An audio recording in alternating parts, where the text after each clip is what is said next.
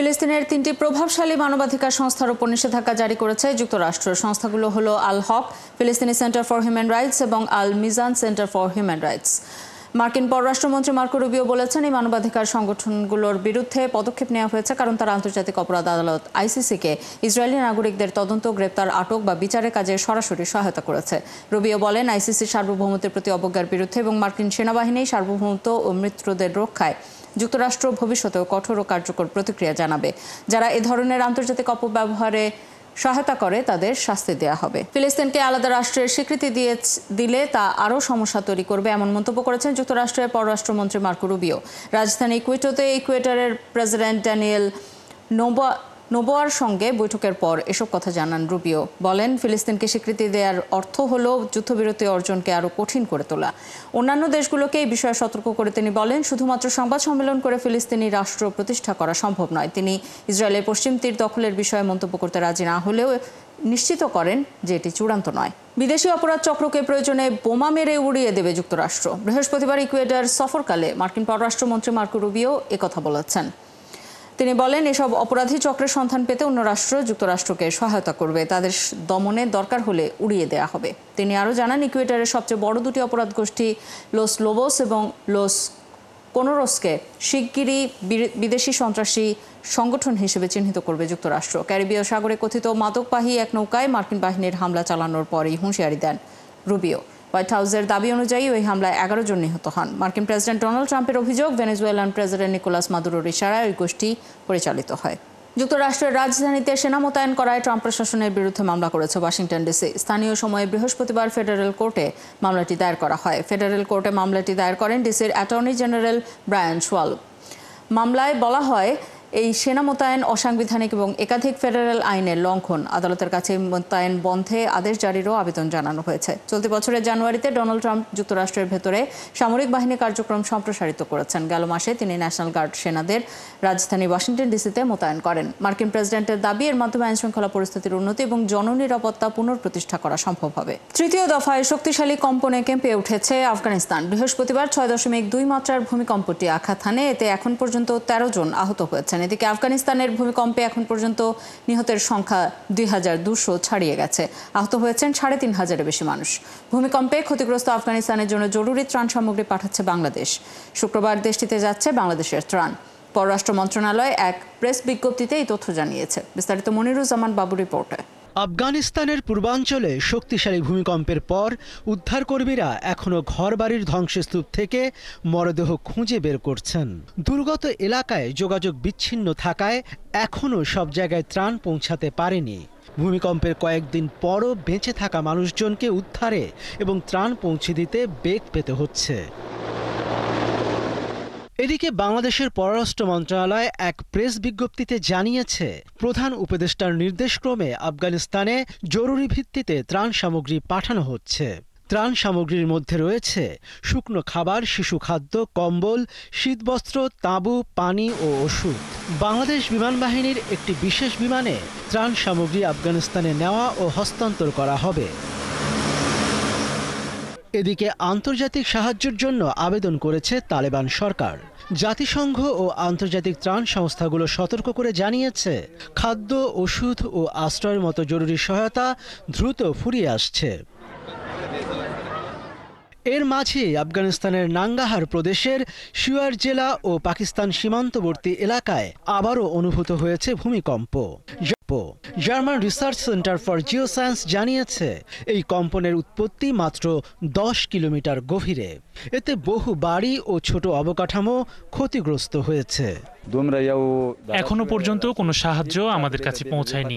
এখানে 4-5টি গ্রাম রয়েছে এবং রাস্তাগুলো সম্পূর্ণরূপে বন্ধ হয়ে গেছে।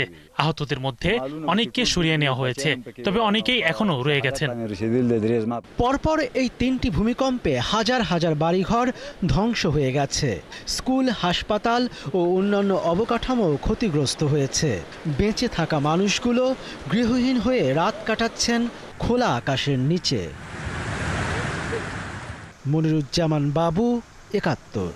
ভারী বৃষ্টি চলতে থাকায় ভারতের জম্মু কাশ্মীর, হিমাচল প্রদেশ, উত্তরাখণ্ড, ওড়িশা ও পাঞ্জাবের কিছু অংশে বন্যা সতর্কতায় রেড অ্যালার্ট জারি করা হয়েছে। যমুনা নদীর বাঁধ ভেঙে প্লাবিত হয়েছে আশেপাশের এলাকা। বন্যা ও ভূমিধসে নতুন করে প্রাণ হারিয়েছেন 11 জন। তাদের মধ্যে ভারতের হিমাচল প্রদেশে ভূমিধসের কারণে 1 জনের মৃত্যু হয়েছে। এদিকে রাভি ও চেনাব নদীর পানি বাড়ায় পাকিস্তানের পাঞ্জাব প্রদেশের মুলতান ও মুজাফরগড়ে আবারও দেখা দিয়েছে বন্যার শঙ্কা। আরও জানাচ্ছেন ঋতু সাহা। হু হু করে বাড়ছে ভারতের যমুনা নদীর পানি। একদিনই ভারী বৃষ্টিতে একটি বাঁধ ভেঙে তলিয়ে গেছে নিম্নাঞ্চল।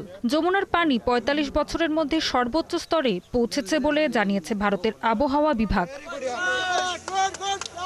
এরই মধ্যে পানিতে তলিয়ে গেছে রাজধানী নয়াদিল্লির রাস্তাঘাট, শ্মশান ও উপাসনালয় সহ আবাসিক ভবন।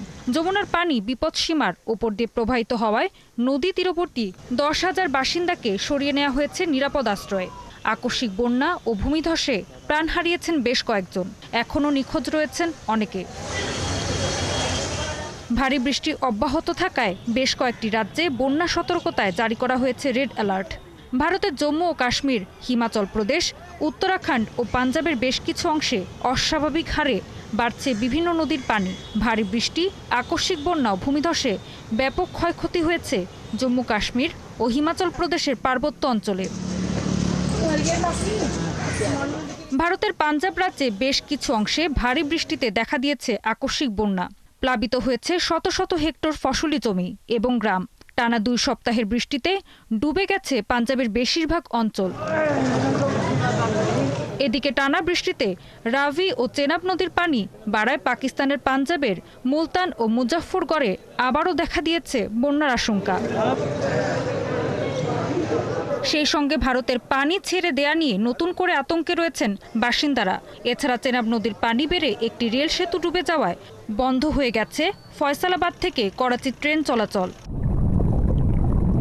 পাকিস্তানে গেল কয়েক সপ্তাহের প্রবল বৃষ্টি ও ভয়াবহ বন্যায় প্লাবিত হয়েছে গোটা পাঞ্জাবের প্রায় 4,000 গ্রাম। ঋতু সাহা, 71। যুদ্ধ শেষে ইউক্রেনের নিরাপত্তার জন্য সেখানে সেনা মোতায়েনে 26টি দেশ রাজি হয়েছে বলে জানিয়েছেন ফ্রান্সের প্রেসিডেন্ট ইমানুয়েল ম্যাক্রন। বৃহস্পতিবার ফ্রান্সের রাজধানী প্যারিসে যুদ্ধ শেষে ইউক্রেনের নিরাপত্তার জন্য দেশটির প্রেসিডেন্ট ভলোদিমির জেলেনস্কির সঙ্গে বৈঠক করেছেন পশ্চিমা নেতারা। সেই বৈঠক শেষে ম্যাক্রন এসব কথা বলেন। নিরাপত্তা নিশ্চয়তার অংশ হিসেবে ইউক্রেনের সশস্ত্র বাহিনীকে পুনরায় গড়ে তোলা এবং শক্তিশালী করার প্রতিশ্রুতিও দেওয়া হয়েছে বলে জানান ফরাসি প্রেসিডেন্ট। তবে বার্লিন বলেছে সেনা মোতায়েনের বিষয়ে যখন শর্তগুলো পরিষ্কার করা হবে তখনই কেবল চূড়ান্ত সিদ্ধান্ত নেবেন তারা। ইউক্রেনের নিরাপত্তা নিশ্চয়তার ক্ষেত্রে যুক্তরাষ্ট্র কি পরিমাণ যুক্ত থাকবে সেটিও দেখবেন তারা। এদিকে ইউক্রেনের নিরাপত্তা নিশ্চয়তার অংশ হিসেবে কোনো বিদেশি সেনা মোতায়েনের সিদ্ধান্ত নাকচ করে দিয়েছে রাশিয়া। ইতালির কিংবদন্তি ফ্যাশন ডিজাইনার জর্জিও আর্মানি 91 বছর বয়সে মারা গেছেন। তিনি বেশ কিছুদিন ধরেই অসুস্থ ছিলেন। বৃহস্পতিবার ফ্যাশন প্রতিষ্ঠান আর্মানি এক বিবৃতিতে তার মৃত্যুর খবর জানিয়েছে। এতে বলা হয় তিনি বাড়িতেই মারা গেছেন এবং সেই সময় প্রিয়জনরা তার পাশে ছিলেন। অসুস্থ থাকায় তিনি গত জুনে মিলানে আয়োজিত ফ্যাশন সপ্তাহে তার দলের শোতে উপস্থিত থাকতে পারেননি।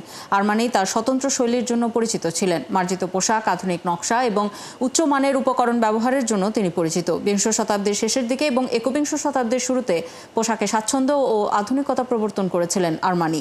ফ্যাশন ডিজাইনার হিসেবে প্রতিভার পাশাপাশি একজন ব্যবসায়ী হিসেবেও নিজের বুদ্ধিমত্তার সমন্বয় ঘটিয়েছিলেন তিনি। এই ছিল আজকের আয়োজনে। বিশ্বের নানা প্রান্তের নানা রকম সব খবর নিয়ে কাল সকাল 9:30টায় আবারও হাজির হবে বিশ্বযোগ। চোখ রাখুন একাত্তরের ফেসবুক পেজে এবং সাবস্ক্রাইব করুন একাত্তরের ইউটিউব চ্যানেল।